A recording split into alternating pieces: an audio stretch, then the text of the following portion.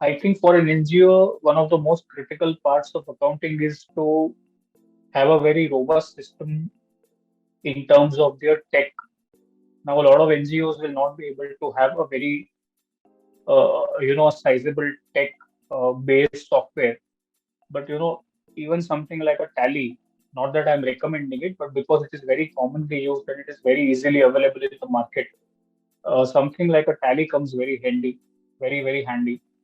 And one more thing that also comes to my mind, I think from the year 2018, any cash receipts of more than 2,000 rupees are not permissible in cash. You have to take it through a non-cash instrument.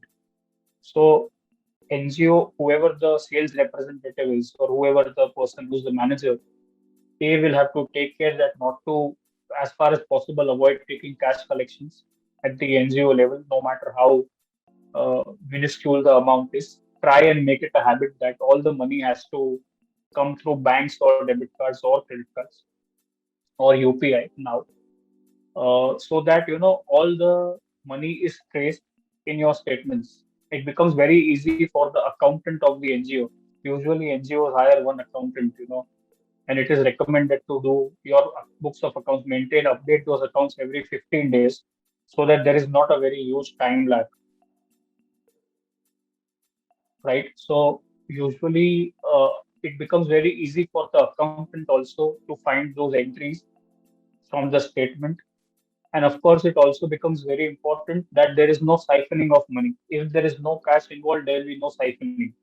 Now, for your day-to-day expense, you may need some petty cash, which of course, the manager maintains at this level, at his level or her level, taking approvals of the board. The trustees usually will give you some petty cash. Let's say, for example, you keep 10,000 for your travel expense, food expense, etc., while you are on the job.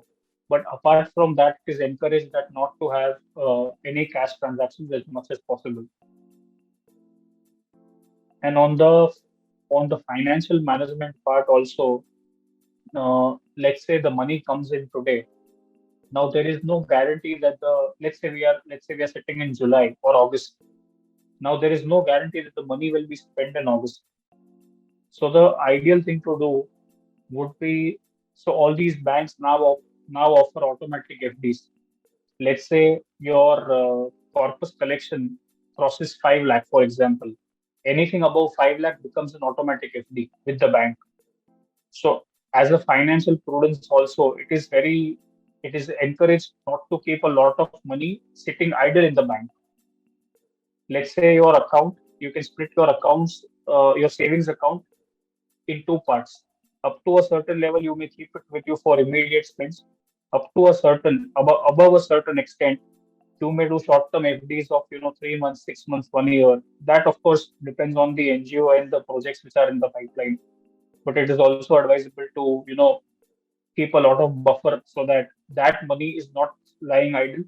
Because what happens is usually the bank will not pay you more than three or 3.5% of interest, while your FDs may be able to fetch 5%. So that 1.5% for a bigger amount makes a significant difference. It can cover a salary of one person, something like that.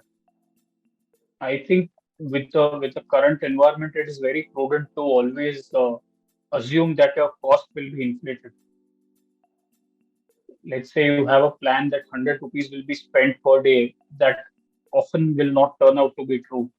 You may realize it later on that that 100 becomes 120 for various reasons beyond your control. So it is always advisable to keep some buffer margin, because if you try to, budget a very rosy picture that okay, our expenses will be so lean, I think that is not going to work. It may in fact backfire with the board someday, because they will initially only if you keep a buffer, and once you underspend, they'll be happy that you saved money. But let's say you have a very conservative approach and you decide that, okay, I will spend only this much money, or that is the notion that I will spend only this much money, and then you overshoot it. Then you again have to go for approvals, then you again have to redraw your budget. So it is very critical that you keep some margin of safety. And of course, I will also say on the income side, on the inflow side, this is on the expense side, that expenses will be more. On the inflow side, also always discount. Let's say if ABC Limited, you have an expectation that will give me 10 lakh, you should not estimate more than 8 lakh. Keep a 20% buffer there also. If you get more money, everyone will be happy. But if you go wrong there, it becomes very difficult. Again, you have to go to the board that we could not meet our targets. We were not able to raise ABC funds, and now we want to draw more money from the trustees. And trustees usually in a lot of these NGOs are very, HNIs and UHNIs. So while they want to do a lot of social service, they may not have the time every time. They will again ask you, अरे आपने तो बोला था आपको 10 लाख मिल जाएगा तो अभी 2-3 लाख का शॉर्टेज क्यों है? Then you'll have to again explain the whole thing to them. So it is very prudent to assume that the expenses will be more, and again it is prudent to assume that the income will be less. While doing this, you provide a better margin of safety for yourself. You have a good safety net. So even in case you fall, you don't go wrong on the commitments, and you don't have to, redraw the entire process again. I think they have to be very alert because, again, NGOs is becoming a very difficult market. While people are spending more, people have, gradually become a little more philanthropic. And, there are a lot of people who want to donate. They will look at quality. They will absolutely look at quality. No, nobody can just walk in and, it's not easy. It's not how it used to be earlier. So now all the NGOs need to have a good accountant, first of all, a very good accountant. Second, they need to have a very clear plan. Sometimes what happens, I think, is NGOs get very jumbled up in what they want to do. I know at least of two NGOs where they started out with social services and education, and then education went on a back burner and they started distributing food.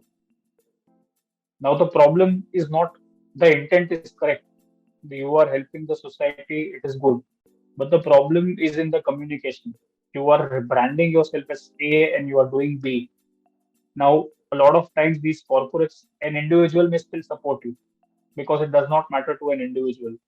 But a corporate may be very finicky about where and what they want to invest, or where and what they want to contribute in what manner of the society, right? So I think the concept has to be very clear. Second, accounting has to be very regular. You cannot, have receipts and payments going on and not record them for a very long time.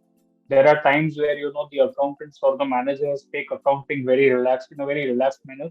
And sometimes they do accounting once in 2 months, once in 3 months. And then what happens is you get jumbled up there and you will not know what these three, four, five entries mean. Then you'll have to again think, rethink, trace those entries and all. And this may sometimes be a problem in case you miss out some big items. Usually you don't, but sometimes you may. You may not come to know what is going on. And having a regular accounting and matching that balance in the bank also keeps you, ahead in terms of your planning that okay, this is what I need to do.